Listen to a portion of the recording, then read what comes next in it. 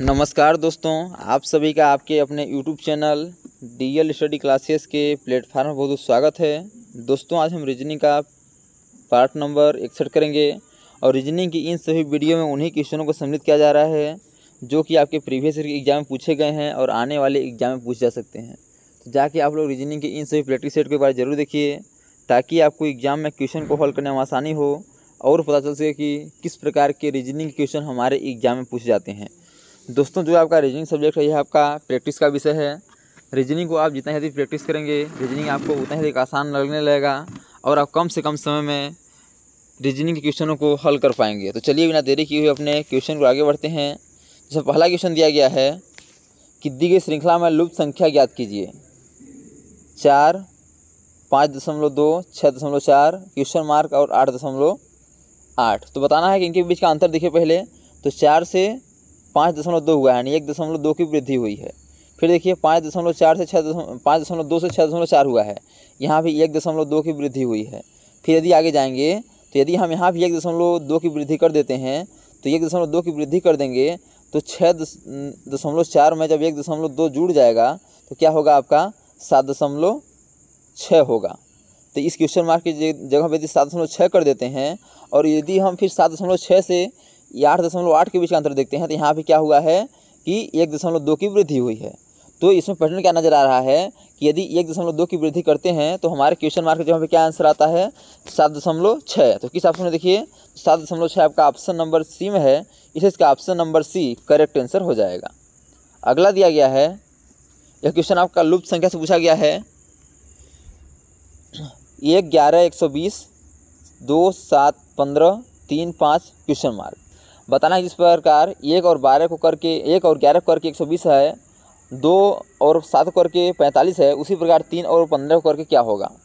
देखिए यदि हम जो आपका दिया गया है ये 11 इसका स्क्वायर कर देंगे और जो 1 है इसका स्क्वायर कर देंगे, क्या होगा 11 का स्क्वायर हो जाएगा 121 और जो 1 है इसका स्क्वायर क्या हो जाएगा 1 हो जाएगा। जब इसे हम जो ऊपर है उसका स्क्वायर करने पर जो संख्या प्राप्त हुई है उसे हम माइनस कर देंगे, तो -1 कर देंगे क्या बचेगा 120 और 120 हमारे ऑप्शन में यहाँ नीचे दिया गया है। सेम टू सेम इसी प्रकार यदि इसका स्क्वायर कर देंगे तो क्या होगा 49 होगा और ऊपर का स्क्वायर कर देंगे क्या होगा 4 होगा। तो जिस प्रकार हम ऊपर के जो स्क्वायर करने पर जो संख्या प्राप्त हुई थी उसे हम माइनस किए थे तो इसमें भी माइनस कर देंगे, 4 माइनस कर देंगे क्या बचेगा 45 और 45 आपका यहाँ दिया गया है। सेम उसी लॉजिक से हल करेंगे तो 3 का स्क्वायर करेंगे और 5 का स्क्वायर करेंगे, तो 5 का स्क्वायर होता है आपका 25 और 3 का स्क्वायर होता है 9। तो यदि हम 25 में से 9 घटा देंगे, क्योंकि ऊपर वाली संख्या का स्क्वायर करने के बाद हमसे माइनस कर रहे हैं, तो यदि 25 में से 9 घटा देंगे तो हमारा क्या बचेगा 16। देखिए 16 किस ऑप्शन में है, तो 16 आपका ऑप्शन नंबर बी में है, इसे इसका option number B correct answer हो जाएगा। अगला दिया गया है,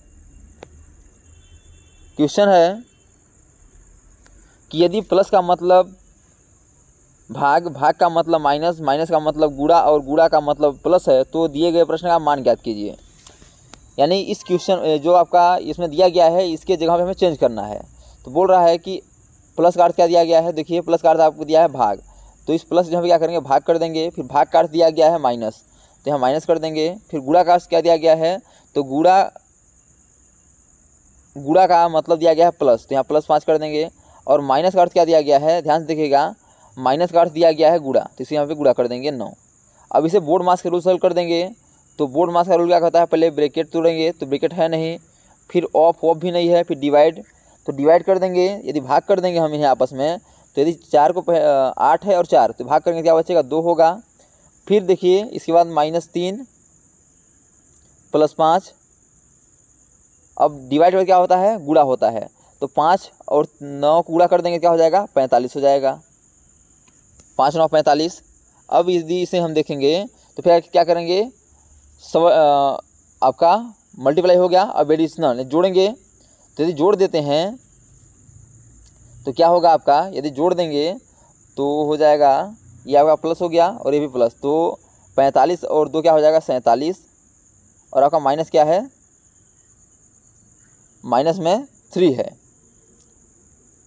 प्लस 47 ये हो गया आपका +47 और -3 और प्लस फिर क्या होगा माइनस होगा, प्लस माइनस माइनस हो जाएगा तो क्या होगा 47 में से यदि 3 घट जाएगा तो क्या होगा 44। तो 44 के हिसाब से देखिए 44 आपका ऑप्शन नंबर ए पर है, इसे इसका option number A correct answer हो जाएगा। तो दोस्तों मैं आशा नहीं पूरी विश्वास करता हूँ कि सभी क्वेश्चन आपको अच्छे समझ आ रहे होंगे। यदि क्वेश्चन में कहीं भी डाउट है तो आप लोग कमेंट बॉक्स में जरूर बताइए, ताकि अगले आने वाले वीडियो में उस डाउट को अच्छे से क्लियर कर सकें। और दोस्तों, यह वीडियो को अच्छा लगे तो वीडियो को लाइक और अपने दोस्तों में शेयर जरूर करिए, ताकि गवर्नमेंट एग्जाम की तैयारी करने वाले आपके दोस्तों को भी इस वीडियो का लाभ हो सके। अगला दिया गया है, यह क्वेश्चन दिया गया है कि लड़कों की एक कतार में राहुल का स्थान दाईं ओर से 12वां है, बाईं ओर से चौथा है। तो बताइए कि कतार में कितने लड़कों को शामिल कर लिया जाए कि कतार में कुल लड़कों की संख्या 28 हो जाए। तो ध्यान से देखिएगा, बोला है कि एक कतार में राहुल का स्थान दाईं ओर से 12वां है, यानी कि जो राहुल का स्थान है दाईं ओर से क्या है, 12वां है। फिर बोला है कि बाईं ओर से चौथा है, और बाईं ओर से क्या है, बाईं ओर से क्या है, तो बाईं ओर से चौथा है, बाईं ओर से आपका चौथा दिया है।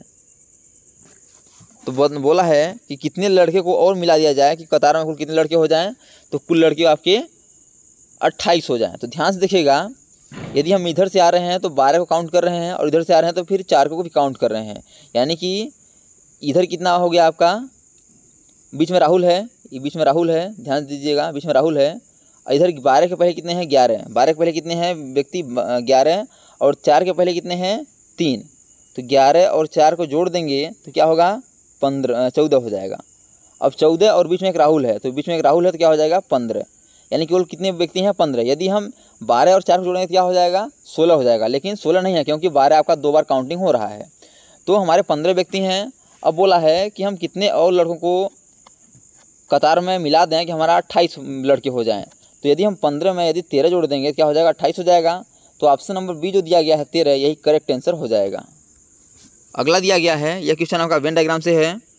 क्वेश्चन पूछा गया है कि दी गई प्रश्न का सही वेन आरेख बताइए। मेढक, बिल्ली, कुत्ता। देखिए, मेढक का बिल्ली से कोई संबंध है तो मेढक का बिल्ली से कोई संबंध नहीं है। बिल्ली का कुत्ता से कोई संबंध है तो बिल्ली का कुत्ता से भी कोई संबंध नहीं है।